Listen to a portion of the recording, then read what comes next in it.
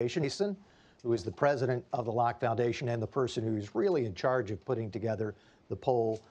Donald is on special assignment. Yes. Out of state, in fact, so he has asked us to step in. My name is Mitch Kokai. I'm the senior political analyst, which for those of you who haven't heard the story before, the reason we came up with that title is I used to be the director of communications, and we learned, and I should have known this, that media outlets don't really like to talk to the PR person. So we invented senior political analyst as a new title. But I do a lot of analysis, so it does kind of fit. And I'm joined this time around by my colleague, Donna King, who is editor-in-chief of Carolina Journal. And you, of course, if you do not follow Carolina Journal, please do, both at carolinajournal.com in daily, yes, more than daily, several times a day, updates of stories and opinion pieces, and also through the publication Carolina Journal.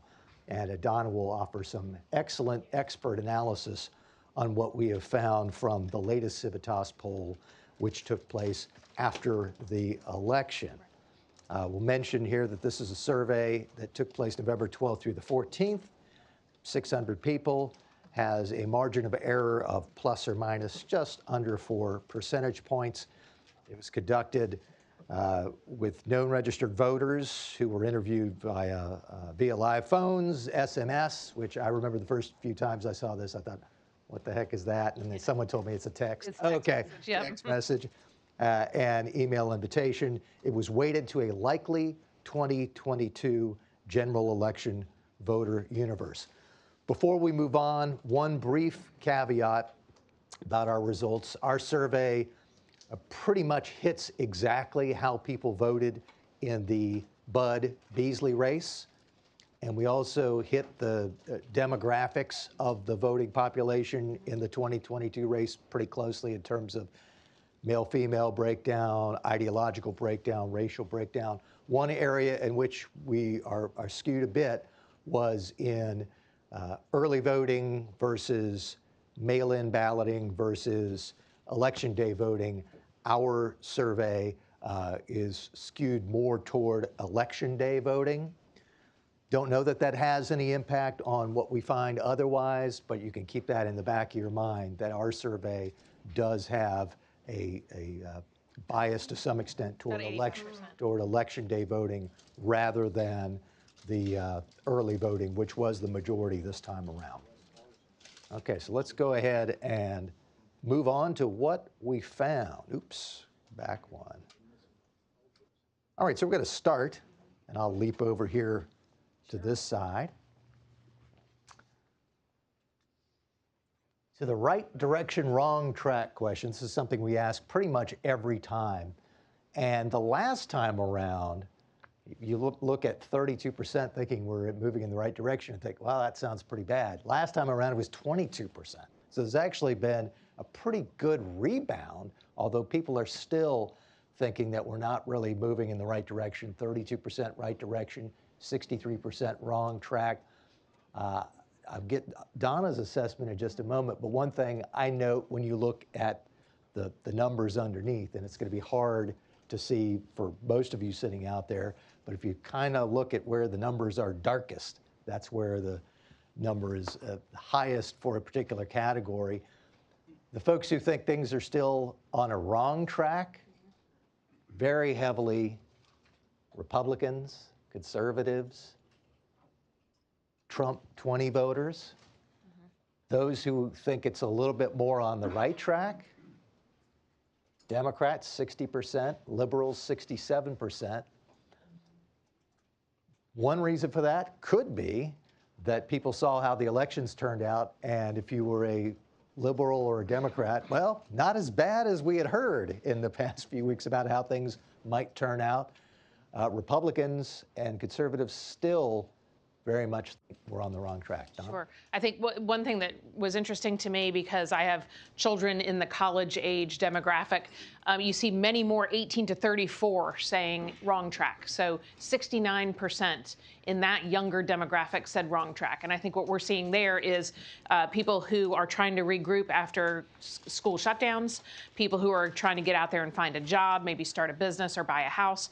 To me, that's pretty significant because those of us who are 50 to 64 or older, we're probably a little bit more settled. Some of our financial decisions, family decisions were made before all this happened. So this age group is pretty important that we keep an eye on moving over into the next year or so to see how their perception of things are in the next year. Also, women were only, what is that, 50? Does that look like 50?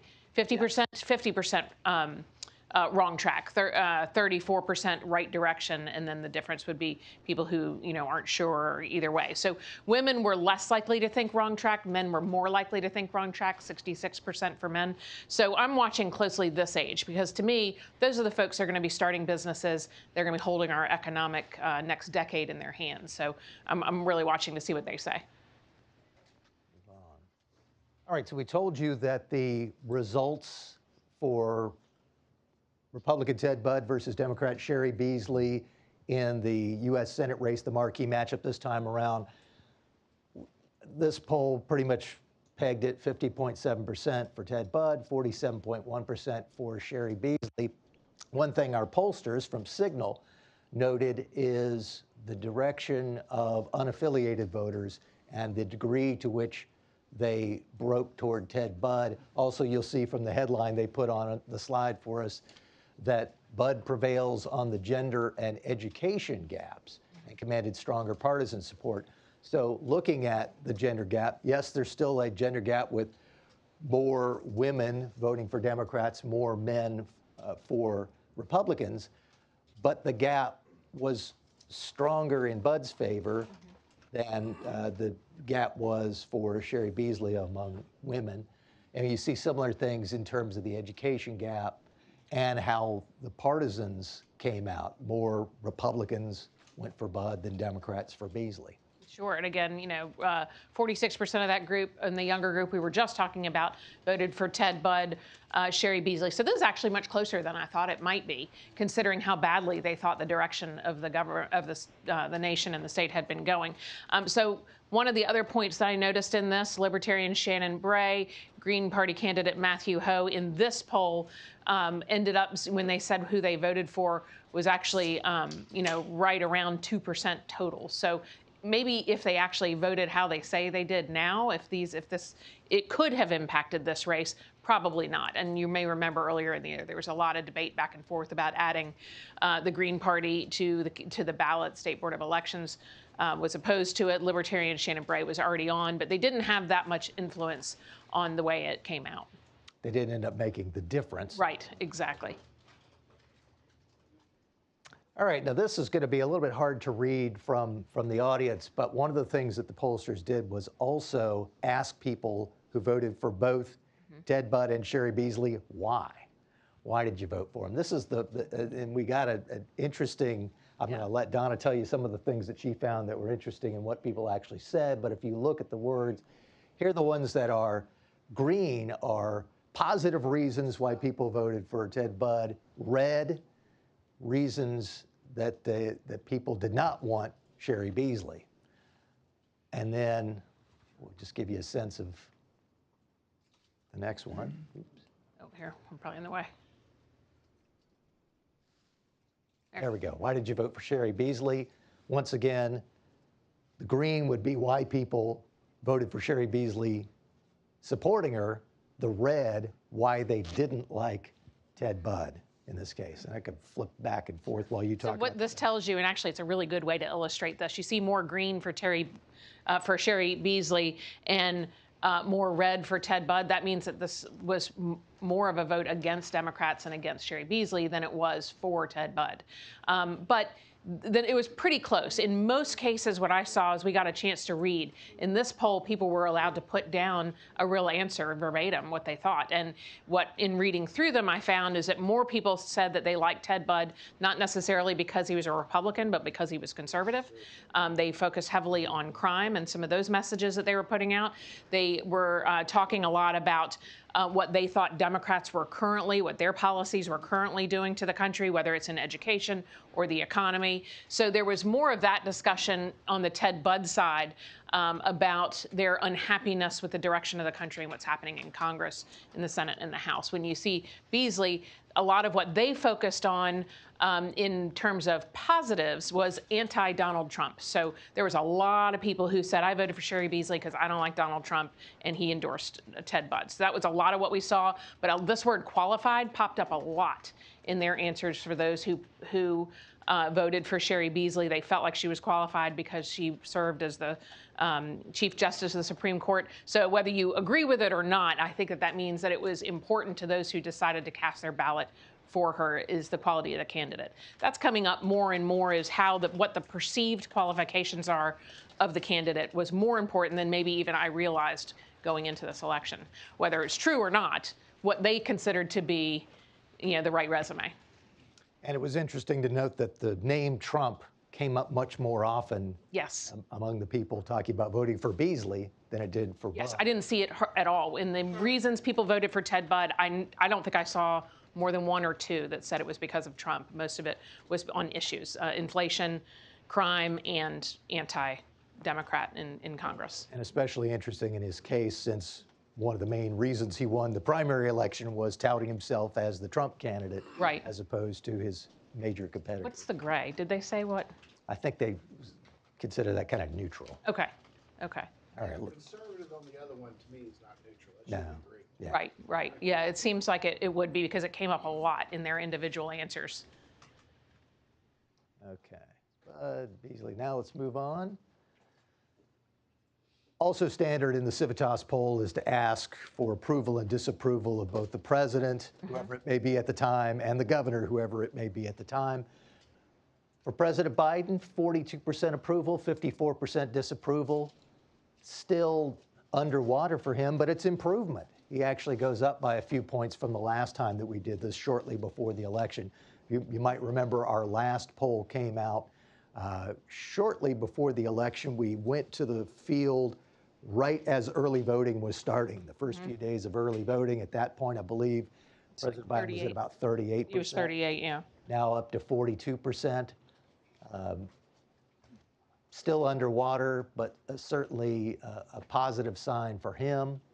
I don't have an explanation for that, truthfully, because I would have thought in the week after the election, and it may be that folks were surprised by how Democrats performed across the country, and they said, well, maybe there's something to this, and he's able to help them more. Still, 41% is nothing to be too excited about, but a little bit of improvement may also indicate burnout. I think that the burnout of ads on social media and radio and television and all of this, people were just tired of it. They're ready to move on to the holidays, and that probably indicates a tiny bit of this bump.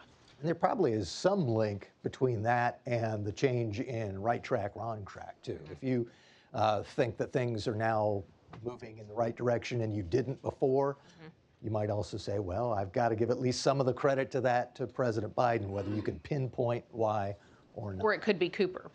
It could be Cooper, and that'll be our next one here. Sure. So that's the trend on Biden's job approval, as you see, ticking up. Now he's back to about where he was in August of 21. He's been as low as 33% in this poll, had been trending up a little bit, and now up a little bit more. I think it's interesting how strongly people feel. There's very few that have no opinion. And I think that speaks to, one, everybody's a little more informed, I think, than maybe in past years of what's happening. They're able to develop their opinions more readily, whether you agree with social media and online news or whatever. People are at least tuning in and they know what's going on. And they're finding, what works for them and what they believe to be true. So very few people don't have an opinion, 5.5% or so. You're willing to sit through a poll and have no opinion on any of the questions. I'm not sure what to say. There we go. And Roy Cooper, who has been above water pretty much throughout our polls, once again makes a little bit more gain. Now he's at 48% approval, 43% disapproval. Once again, this marks a few points of improvement for our governor. I mean, regardless of how poorly Democrats have fared in other questions on our polls, it really hasn't translated into problems for Roy Cooper. We'll see in the next slide, he has been some points in the mid-40s, but he's never been underwater. It's never been a case of more people disapproving of him than approving. Sure. Women were below the average on disapproval, was only 40%. So they're approved, they're above 51. So he tends to be trending a little better with that. I think if you see him in his role in the national level, probably chairman of the Governors Association, he takes a more partisan effort. And we heard him on a podcast over the weekend. He's much more partisan when you see him on that national stage, which indicates he may be thinking more toward his next step or what he's going to be doing. When you see him in North Carolina and how he operates, I think he tries to be less partisan. And I think if more people saw that side of him, these numbers might change. But right now, I think in general, he's been riding about the same throughout. And the folks at Signal, who are our pollsters, and they put together the basics of these slides. Donald will go in and tweak them somewhat to some extent. But among the things that they highlighted that are kind of interesting is the difference in Cooper approval among people geographically. Urban voters, 67% approval, 67 to 26. In the suburbs, 51 to 38 approval. But in rural areas, disapproval.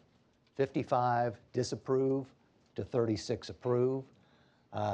Racial differences very significant. 73% of the black voters who were polled this time around gave him good job approval versus 17% disapproval.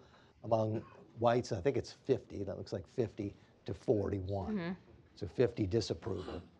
College versus no college, they also see a major change. Those who went to college, 57% approval for him versus those with no college, 35%.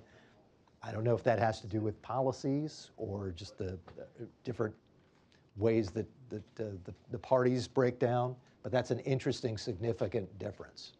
It could also, speak to folks in the college area see a different role for government than folks who are not college educated, and that may be that they see that come up with some of what we are seeing in college classrooms. That they are teaching a very different role for government than perhaps most of us may have grown up with or feel the government should have. Yeah, there's definitely a different college gap that you see in a lot of polls, and then we see it reflecting with Governor Cooper's job approval. All right, let's move on. This was interesting. We had back-to-back questions that asked people, and I'll actually read the question for you. Thinking about Republican campaigns for Congress this year, how well do you think Republican candidates have done explaining their plans and visions for the country if they gain control of Congress next year? We asked the exact same question, substituting Democrat for Republican, and you'll see that in the next slide. People didn't think that Republican congressional candidates really did a great job communicating plans and visions. Well, 39%. Poorly, 46%. Neither, about 12.5%. I'm not certain, but that could help explain a little bit about what happened with the election results. Of course, election maps explain a lot of what happened with our congressional results because the maps were drawn so that a lot of seats were going to be virtually guaranteed for either the Republicans or the Democrats. But we saw in the two most hotly contested races, Democrats won those races. There are a lot of factors in there. Right. Trump being one. But yeah, among some of our voters, it may be also people not knowing from these Republican candidates what were they going to do if they won. Sure. I mean, I think one of the interesting things is you remember this poll was taken right after the election. So this may reflect fatigue. Fatigue over the results, fatigue over the ads that they saw. The overwhelming majority, particularly of independent expenditure ads, was spent on negative ads, on anti-Bud, anti-Beasley, not necessarily pro-Bud or pro-Beasley. So this, to me, is a consumer, a political news consumer and political ad consumer that is tired of it, to me, because they don't feel like their side spent much time, regardless of who it was, spent much time talking about what they're running for rather than against. And I think that probably is a reflection of being a few days after the election itself. And it could also be electoral disappointment. Yes. If you were Republicans thinking there was going to be this huge red wave. Which I feel like we saw in North Carolina, but maybe not nationally. Yeah. And on the congressional delegation, it ended up with a 7-7 split. If you Sure. thought, oh, they're going to get a 9-5 Republican majority in the congressional delegation, and you ended up with 7-7, perhaps that translates into, oh, they must not have explained their vision very well. Right. Bruce, you got a question way in the back. Well, I thought the commitment to America was kind of lame. Mm-hmm. That message, yeah. I don't think you're alone. I don't think you're alone. I think a lot of people wondered what that was. Nobody ever heard about it. Yeah. Right, right. I agree. I think that message kind of got lost in this election. It became very much about who do I not want rather than who do I want. And people want to be able to say, I know who I'm going to vote for, and I want to be able to make that argument at a cocktail party or barbecue or explain it to my parents what I've decided to do. And if they can't get that from the materials they're getting and from the candidates themselves, they don't know necessarily where to get it. Yeah, and for those who are watching online, the statement from the back of the room was this commitment to America or whatever it was called that the Republicans put out. The statement, I think, was it was lame. And I said, I think you're not the only one who believes that. So this was the second half of that series of questions. Once again, thinking about the Democrat campaigns for Congress this year, how well do you think Democrat, or I know my Democratic friends always say, don't just say Democrat, say Democratic. Candidates have done explaining their plans and visions for the country if they keep control of Congress next year. 48% thought they did well, 33% poorly. So not a majority thinking that they did it well, but certainly better results in terms of the Democrats' performance than the Republicans on this exact same question. I think a lot of this is the abortion issue that they focused heavily on was very emotional, as opposed to more pragmatic and numbers-driven, the way a lot of the inflation arguments have been made. And that resonates with people, I think, especially when you can put a face on an issue. That's something we've talked about a lot. When you're able to put a face on an issue, it is so much more effective than a number. And I think that's what Democrats really are good at, is being able to make it more about emotion than numbers. I'm going to go back to the last slide just to look at independents. Among independents on this question about the Republicans, 37% thought Republicans had explained their positions well, 48% poorly.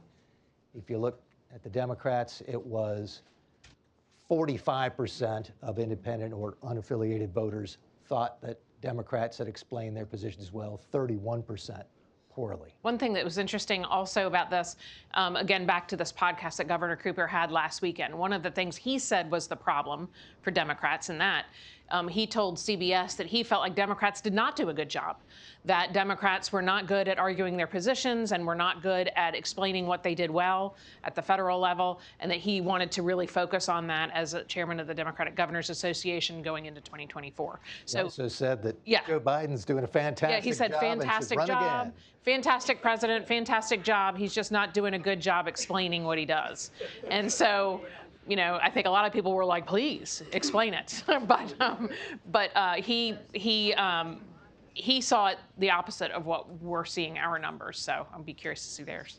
Speaking of President Biden, I'm sure you all will be wishing him a happy 80th birthday on Sunday. Oh. All right, unaffiliated voters. We asked also, when voting in the 2022 elections, did you vote for all Republicans, all Democrats, or some of both? We got an interesting split. Just under 36% say they voted for only Republican candidates. Just under 35% only the Democratic candidates. 27.5% some of both parties' candidates. And one thing that the folks from Signal noted was the independents. 30% of them voted for Republicans, 26% for Democrats, and 40% split. So unaffiliated, you always have to remember, some people think, oh, these are the folks who can swing one way or the other. Some of them are. Some of them are very committed conservatives or progressives, but just don't want to be aligned with the parties. This time around, though, we actually seem to have a higher percentage of people who could split their ticket and go one way or the other. Among those independents or unaffiliated, it's 30% only for Republican candidates, 26% only for Democratic candidates, but 4 in 10 of them, as the Signal headline spells up there, split their votes between This was the a two goal, parties. actually, of the Democrats. You heard a lot of of them talking about this, encouraging people to vote to split their ticket. And so it looks like it was fairly successful when they were trying to get these independent voters who tend to be trending in North Carolina. So getting them to split their ticket looks like relatively successful. All right, let's move on. If it will, oh, here we go. And then this was an interesting question, and something that we were very interested in at the John Locke Foundation is trying to ensure that people would complete the entire ballot, not just vote for a couple of races and say, you know, I've voted enough, I'm going to quit. So we asked, many people were paying attention to the elections for United States Senate and Congress this year, but there were elections for other state and local government offices. When you voted this year, did you only vote for federal offices, vote for some federal and some state and local government offices, or did you vote in every race on your ballot? 87%, a little less than 87% voted in every race. Just under 1% only voted on the federal offices, which probably makes sense to me. I would think if you're there voting for Senate and your congressional race, you'd probably figure, oh, at least I have to vote on some more just beyond those. 12% voted on some. Right. What did you think was interesting? I think some of this is a lot of focus this year over other years on judicial races and school boards. I think people were more focused than usual on some of those down ballot races, and it made them start looking into what else was out there and what would show up on their ballot. I like that the State Board of Elections offers you the option to look at your ballot before you go. If you go to their website, you can click and say, okay, who's going to be on my ballot? Because regardless of what signs you see, particularly in early voting, they may not actually be on your ballot. So people are more often looking at it ahead of time, doing a little more homework, and feel comfortable voting all the way down rather than either leaving it blank or checking it and finding out later they did the wrong thing. I like looking at the sample ballot because it sometimes reminds me of races I had completely forgotten about. Like, oh, yes, we vote for a soil and water supervisor. Yeah. There have been many times in the past when I'd get to that and go, oh, yeah, I know nothing about this. Sure. And so just have left it blank. But this time, I don't know that I voted for the right people, but I did at least know a little bit about them because I knew they were on the ballot. I was surprised at how few mayoral candidates, whatever mayoral choices were this time. And I don't think I was aware of it until a few months, a month or so out. So that's something that I think more people are starting to look in. Excellent. All right, well, let's go ahead. Oop, hey.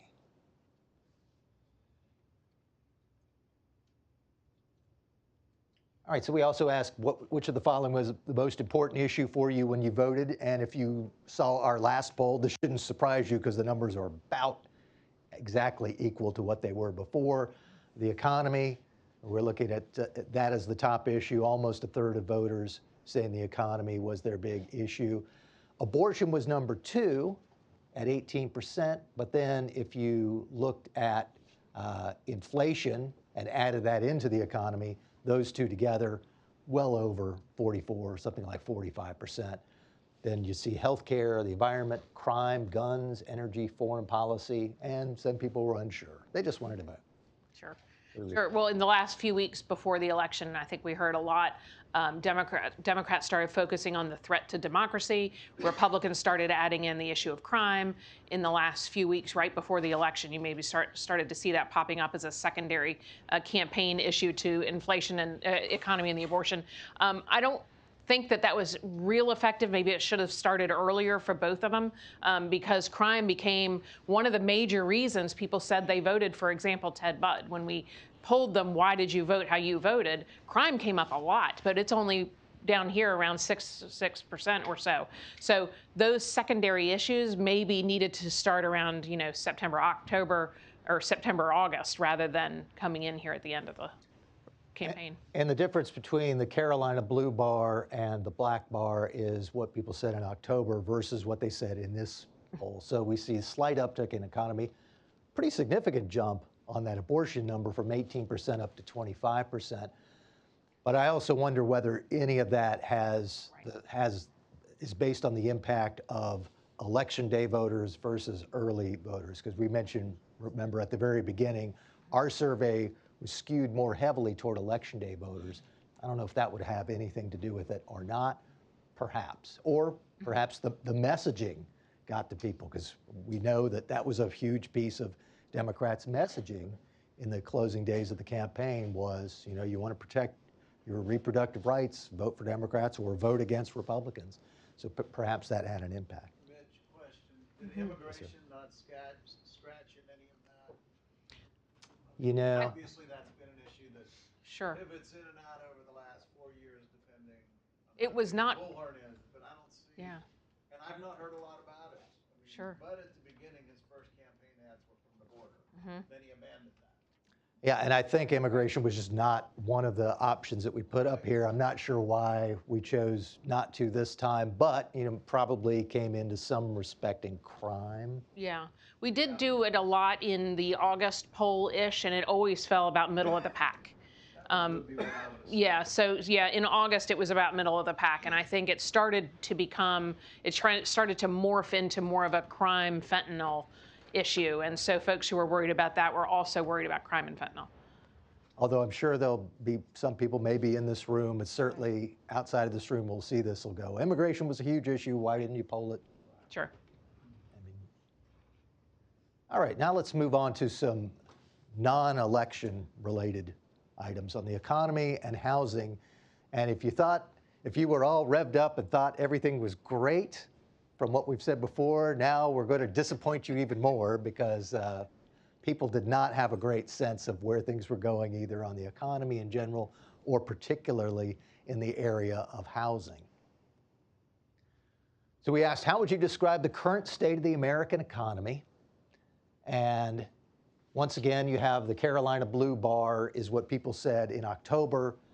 The black bar is what they said in this recent poll. People are still saying it's poor. It's gone down just a little bit from 54% to about 52.5%. Fair has gone up slightly. Or no, fair has gone down as well. Good has gone up slightly by about 3%.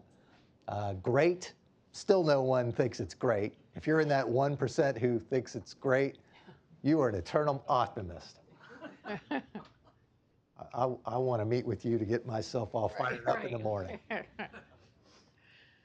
Your thoughts? I think this is interesting that the fair and poor is not a whole lot of difference. It's all how you know, what lens you're looking through, I think. But I also think a lot of Democrats, particularly in North Carolina, there may be some who have a more stable, they work for governments or they work for universities or they do things that aren't as dramatically impacted by shifting sands in the economy. They may not be self-employed, that kind of thing. So I would be curious in future ones to maybe look at a crosstab of what industry people are in, whether they view this as fair or poor or great. I want to know what these people do for a living.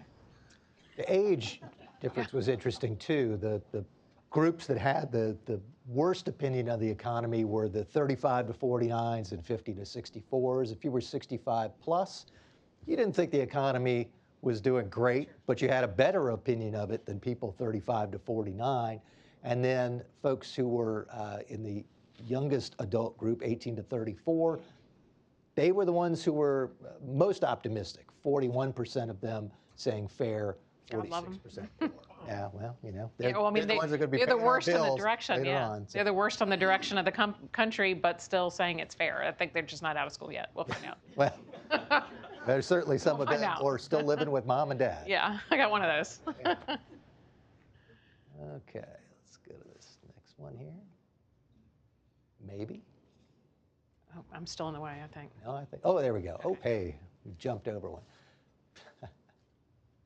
Now it's okay. So, do you believe the United States is currently in a recession? We, of course, will not get the official word of that until that federal agency decides 2 years after the recession that we were in one. Yeah. But 59% of people say we're in a recession, 28% not.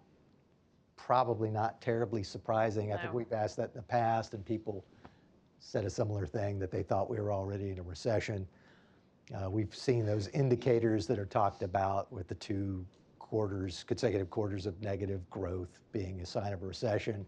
But it isn't really a recession until that one federal agency says it is.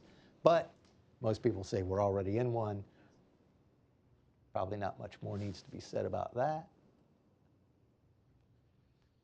Is that the next one? Yeah, I guess it is. So we asked several questions about housing. First one is, How concerned are you about the current price of housing? 83%, at least somewhat concerned. 51% very concerned. 31 plus, somewhat concerned. 16% not concerned.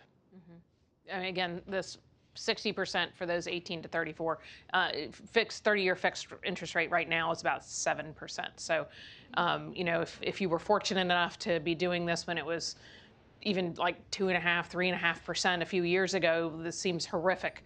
But we also, if we remember the Carter years, it can get much worse. So I think that there was a tiny bit of a dip last week in the rates. I think they're going back up. Those are the things that I think will, when these folks start trying to buy houses, put additions on their houses, start thinking about what they're going to be doing, that makes a huge difference. But housing starts are down for single family right now, which maybe we can stand it, but it still is an indicator. I always feel like housing is a canary in the coal mine a bit because as the housing industry goes, so does the rest of the economy in many cases. But starts for multi-units, apartments, condos, townhouses, things like that are actually up, but only like up 1.5%. So that may speak to people wanting more affordable housing in more urban areas, but people don't want to live there, right? We have another slide coming up. And before we move off of this slide, I will note, you'll probably not be shocked.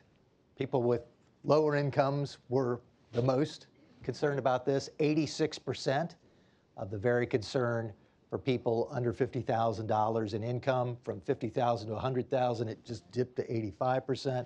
Those with income of $100,000 or more still concerned, but 77%. Yeah, and it was the same across college, no college, very similar, 81, 87%.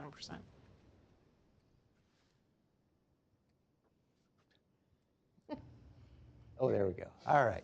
Then we asked for people in your area, do you think now is a good time or bad time to buy a house? Bad time, 80%. Good time, 15%. Don't see really a whole lot of change among the various demographics there. Even if you look regionally, which Signal highlighted for us there, those orange boxes, Sure. They looked at Charlotte and West, Central North Carolina, Raleigh, Durham, coastal, rural, suburban, urban. Central North Carolina had the lowest number of good time, which I guess probably doesn't surprise those of us. Well, it depends on how you look at it. There was a Bloomberg study out this week that said that the current interest rates could drop housing prices 20%. So if you're the one sitting on one about ready to, downsize or move to a new city or whatever, it could impact your value of your home when you go to sell, and with rates going up and up and up, which might actually benefit this 18 to 34 if prices come down a little bit, but they still have to get the money from somewhere. So with rates going up, it's going to be tougher and tougher. And being in a recession, as we all know, even though they haven't said it yet, they see it's going to be tough. Okay. Yeah. And then the headline, I think, is a little bit misleading here because the question actually asks, from what you've read and heard, can average people afford to buy a house in your area? Which is slightly different than asking, can you afford? Right. The headline says 3 in 4 North Carolinians say they cannot afford a home in their area. What we're really asking here, though, is what do you think about the average person? Maybe not you, but the average person. Can they afford a house or not? 74% no, 16% yes. So this is not thinking of yourself, but those in your community and those who you would just consider the average Joe or Jane. Once again, bad news on that front. Yeah, and I think some of that is about news coverage. We've seen a lot of news coverage lately about housing affordability, but we're not really seeing a lot of coverage on what you can do about it, whether it's the regulatory environment or, zoning, all those other things that can change whether housing is affordable in different areas, and what, maybe, big economic development projects might be doing to housing. So there's lots of other layers to this issue that maybe people don't know might be an opportunity down the road. Speaking of news coverage, that gives us a chance to tease something you'll see a little bit later. You all will be shocked to learn what people think about the media. Yeah. All right. Okay, so this gets to the interesting set of questions that Donna alluded to earlier. 2 back-to-back questions. The first one was, would you support or oppose building more houses, condos, and apartments in your community if it meant it would be easier for people to afford housing in your neighborhood? 47% support, 24% opposition. And once again, we're putting together the really support and somewhat support as support, and really deeply oppose, strongly oppose, and somewhat oppose as oppose. Neither, 21%. I'm guessing a lot of the people in the 21% are like, well, it depends. How are they going to build this? Is it going to be infill? Are you going to be expanding out? I mean, what are the details? A couple of us in this, at least in this room, live in a neighborhood where we've been walking around seeing all these signs saying save our neighborhoods, because they don't want this one house to get knocked down and be replaced by 17 townhomes. That I think might, if they had the offer, would they do it? That might factor into how you might respond to this. Right, and well, and look at these areas. Urban areas, only 49% would support, and that's probably where the biggest challenge is for affordable housing, is in the urban areas. Things that are on, public transit, things like that. So only 49% in urban areas said that they would support. And then, if you go into suburbs, it's about the same. And then the coastal area had the, I think, lowest amount of support. Would they be willing to support the idea of creating more beach housing, I guess? Well, and another thing, this question doesn't really talk about the type of housing or whether it has to fit in with the neighborhood. I mean, this sort of general, lots of details, support or oppose, which makes the answer to the next question, I think, pretty interesting. Because this one asks, of the following options, would you prefer to live in a community where the houses are either larger and farther apart, but schools, stores, and restaurants are several miles away, or smaller and closer to each other, but schools, stores, and restaurants are within walking distance? And we found that just under 55% of the people want the larger houses that are farther apart, where you have to drive to get the stuff. 22% smaller and closer to each other, but you can walk around, which when I first saw those two questions, I said, okay, people want more affordable housing as long as it's somewhere else. Right, exactly. And I also thought, we didn't ask, do you want sprawl? Right. But if you put those two together and had the majority answers on both of them, it's kind of where you'd be going. Absolutely, because we're seeing a huge building trend. more out and not building. Well, in Raleigh, we're seeing a lot of development in some of the more urban areas, neighborhoods and downtown and all that kind of thing. And I think it's interesting that this group, the 60%, 18 to 34, said that that they would want, 60% still wants larger and farther apart, but yet we're having more and more construction of condos and townhouses downtown because there's a push in some of these city organizations to move people to more urban areas and to force that sort of closer living, walkable lifestyle. But right now it's not resonating with North Carolina folks who want to make their housing plans down the road that might include more more rural areas or suburban. Anything in this poll as to the survey respondents' understanding of what affordable housing means to them? Right. No, the questions were just, do you support more affordable housing, and didn't get into details about what that would mean, and is it affordable compared to the rest of the neighborhood, affordable compared to the median income. It just was affordable housing. But a good question. If you really wanted to get more detail, you would have to dig in with some more questions on that. All right, let's move on. I keep forgetting. No, it's not you, it's me. Oh, here we go. So the next question, thinking about inflation, 6 months from now, do you think there will be a higher rate, same rate of inflation, lower rate of inflation?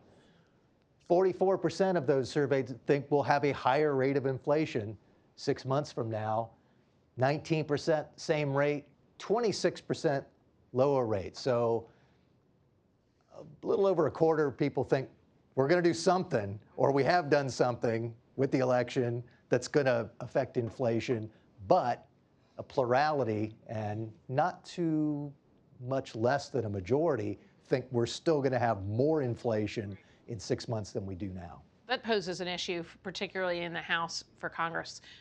How's our new Republican-led Congress or House going to show success? and how are they going to explain to the American people if it does not dramatically improve quickly, what's that argument going to be? Because they've got about 18 months to make it. And that's a difficult spot to be in, because is the damage already done? How do you dig out of this hole? So that's something we're going to have to watch over time to see what's the messaging going to be, what are going to be the very first priorities as they move in. Those things are going to dramatically impact their success in 2 years. Let's see. Okay. As we enter the traditional holiday season, has the current inflation rate influenced how, or if you intend to buy gifts for the end-of-year holidays? 37% say it's strongly influenced, 33% somewhat influenced. So if you put them together, more than 70% of people say there's been some sort of influence, and more than a third say strongly. Only 27% say the inflation has not influenced holiday shopping. Maybe that's because they haven't started yet. That could be. And if you looked at the lowest income voters, that was where we saw the highest rate of the influence. 49% of people with incomes under $50,000 saying that it's had a strong influence. And then it factors down 39% of people between 50,000 and 100,000, 24% of those with 100,000 or more saying that it's had a strong influence. And the big influence, or big impact on that is some of our small businesses, restaurants, small stores, who are just now trying to get their feet under them still from shutdowns 2 years ago or 18 months ago. So they're going to see, we saw a big spending spree, I think, last Christmas because everybody was tired of being at home. This year it's going to be a little different. I think people are going to maybe do a lot more experiences for gifts, maybe some travel, that kind of thing, and less stuff. And that's something that may impact the retail industry. Do you have a sense of how many more questions we have? Because that will tell me how I do. I need to go. Yeah, so... Okay, we're up to trust in media now. Yeah, so I'm at 17. Close. All right, I think we're getting close to the end, which is good, because that'll leave us some time for questions. Right. But we teased earlier that you were going to learn a little bit more about what people think about the media and how well media outlets can be trusted. The headline, most do not have confidence in media. 72% of unaffiliated voters have little to no confidence. So the question was, in general, how much trust and confidence do you have in the mass media, such as newspapers, TV, and radio, when it comes to reporting the news fully, accurately, and fairly? Great deal, fair amount, not very much, or none. Only 5% said a great deal, 28% a fair amount, also 28% not very much, 37.5% none at all. So if you combine not very much or none at all, it's about 2/3. And we had 1.7% undecided. They're the ones who don't want to answer anything, Right, even though they sat through the whole rest of the poll. Sure. I mean, I think this is not a huge surprise for me. I think trust in media has been bad for a long time. I think there's this effort, particularly in the era of 24-hour news and social media and all those things. Everybody's trying to fill everything. Everybody's competing for clicks, and your standards you've seen your standards drop, and people are consuming more, so they're trusting what they read less. But I do like that people are consuming more in terms of it's driving up voter turnout, it's driving up the number of people who are filling out their entire ballot, and that's a good thing. Being a cautious consumer is not necessarily a bad thing. So trust in media is important for us to know in this industry, of course, particularly if you are in politics or you're in messaging or you're in media itself. But I think being a cautious consumer is not a bad thing. Not bad at all, even for those of us who've worked in the industry. Sure. Before. Okay, we also asked about specific types of media outlets. We gave people a list of names of various news sources and asked how much confidence you have in them. You can see, I hope you can tell from the way that graph plays out, that the most support in terms of confidence was still in newspapers. Throw in the very confident is at the end. You see social media, very confident is that much. The sort of darker purple is somewhat confident. The grayish is no opinion, and then you get to the somewhat non-confident and very not confident. People are very not confident in social media. When it comes to podcasts, it's kind of a mix. probably because a lot of people are still getting used to podcast as potentially a news source. TV news, less confident than they are in newspapers, but even newspapers, 34% not very confident, and if you throw in not very confident and somewhat not confident together, it's almost half. Sure. When you put those numbers together, this is about half. Right. In one of our last surveys earlier this year, those folks who are under 30-ish, 67% said they got their news from social media. So if our general group, our polling group is across a wide range of ages, this is, more than half are getting their news if they're under 30 from social media.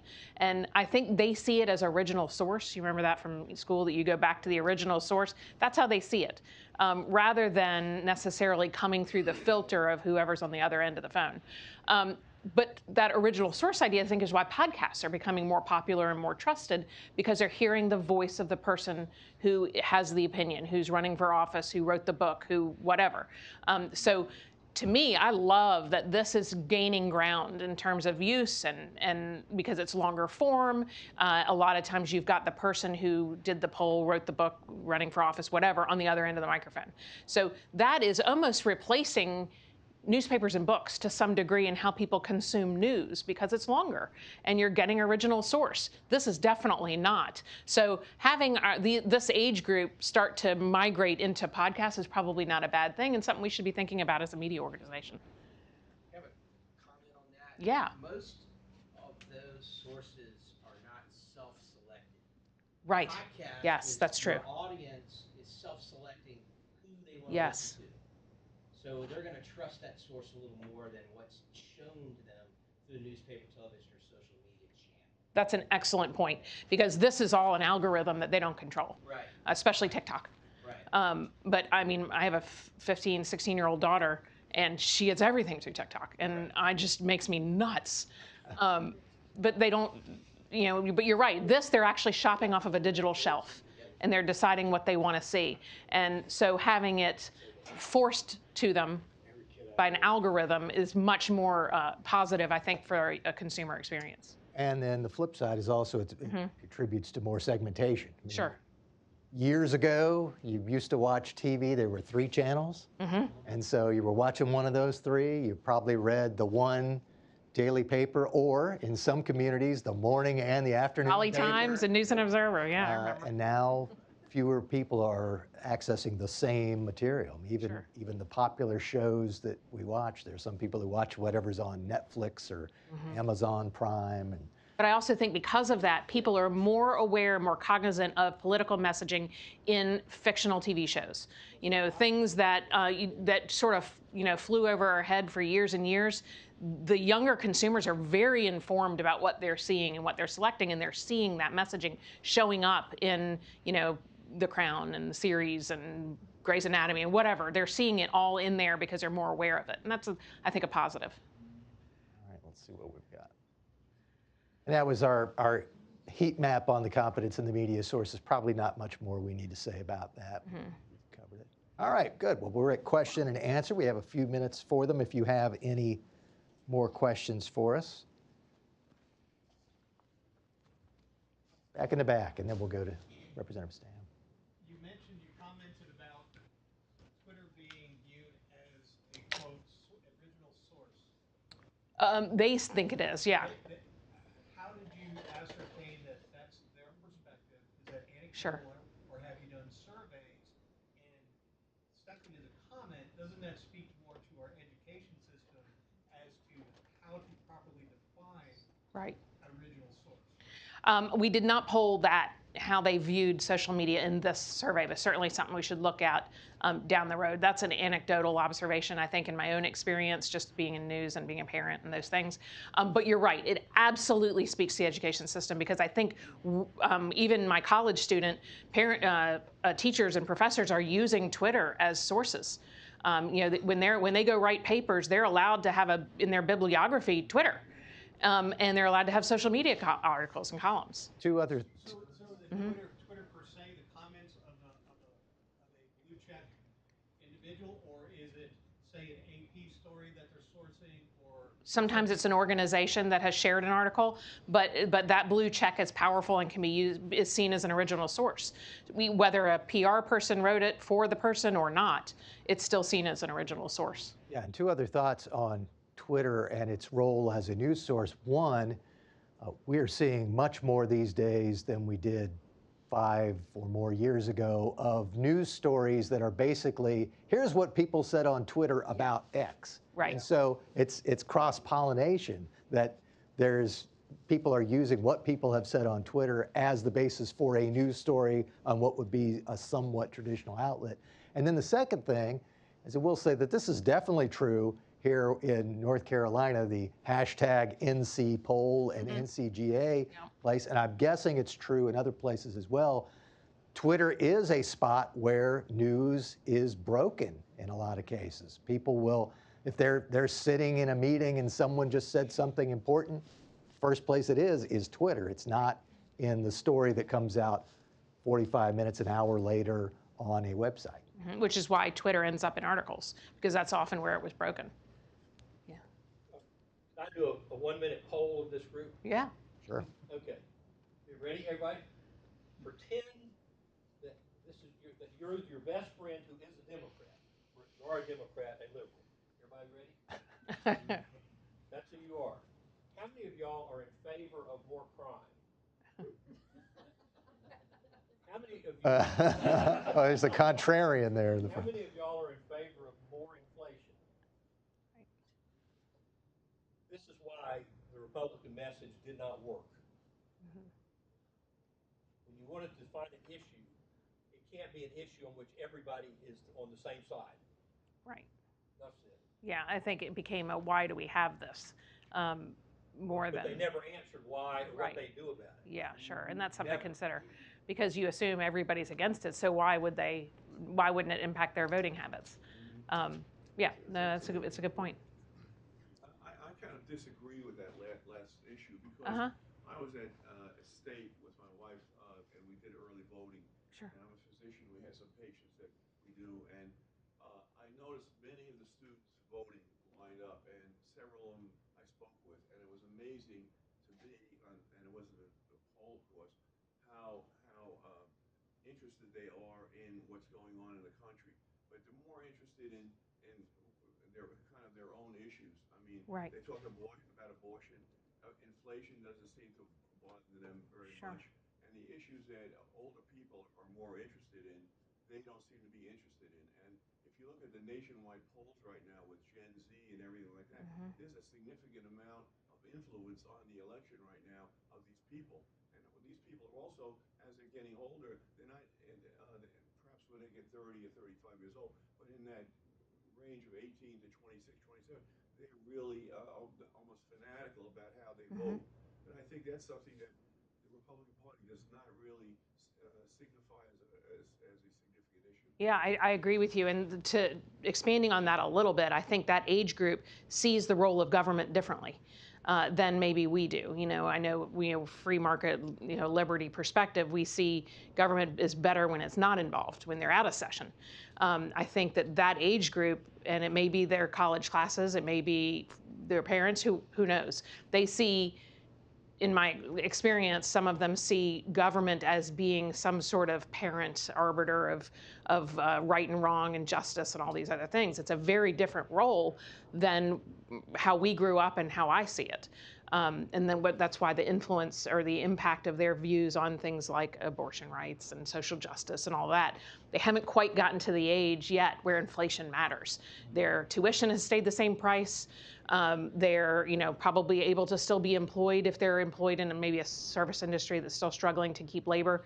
And they're not out there starting businesses yet, buying houses and all that. So I don't know if it'll shift or not. It generally, historically, shifts once they get out of school, but I do think that that's an issue, and they're going to carry it with them into their older years. We have time for one more question before we hit 1 o'clock, and Donna and I will be happy to answer additional questions if you have them, but we'll wrap it up formally for those of you who need to leave at 1. Any additional questions? Have you strategically looked at, in Wake County, the push for affordable housing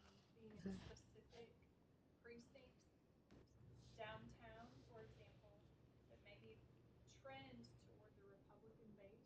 Mhm. Have you done any strategic polling in Wake County? No. Yeah, we just did the media market of Raleigh. Yeah, is in some of the crosstabs on this that we'll share. But nothing along the level of what you're talking about. It's really interesting when you look at the heat maps specifically for election day. Right. There are some candidates that really hit the mark in their messaging down in the heart of Raleigh, which tends to be a higher population density. Right. But also, if you look strategically, there are some developmental projects that will bring in, like you said, in urban areas, a higher population density than they already have. And we know that Cooper has been very strategic in placing industries in certain parts of Wake County. So, just a thought. No, I mean, it's important because it has a lot to do with transportation and where retail goes and all those other things. But if what our poll holds to be true, people ultimately don't want to live there. You know, they view themselves as this being a temporary housing situation, and as they get older, they want to move further out. But they're being pushed. Yeah, they are. And I'll say, so having lived in Asia, specifically China, Right. there's a push by the government to move people to those urban areas as well. Sure. And so we already know that they're nationally, Wake County is very targeted. Bloomberg pours money into things here from the local level all the way to the state level, lieutenant governor. Right. So I think it would be wise maybe for us to really focus on Guilford County, Mecklenburg County, Wake County, and really look at the push behind Moving people. Yeah. Very interesting. Okay. Thank you for that question and the comments. And I think we'll wrap up the formal part of the presentation. Donna and I can stick around for a few more minutes if anyone else has additional questions. But thanks again for joining us for the latest Civitas poll. This is the last one for the year. We'll have them starting up again in 2023. And for any of you out there, especially online, if you're watching and thinking, oh, I got compliments on my NC State wardrobe today, but this proud Carolina grad is saying too, and especially if my mom's watching, yes, I'm dressing for the Buckeyes today at Ohio State.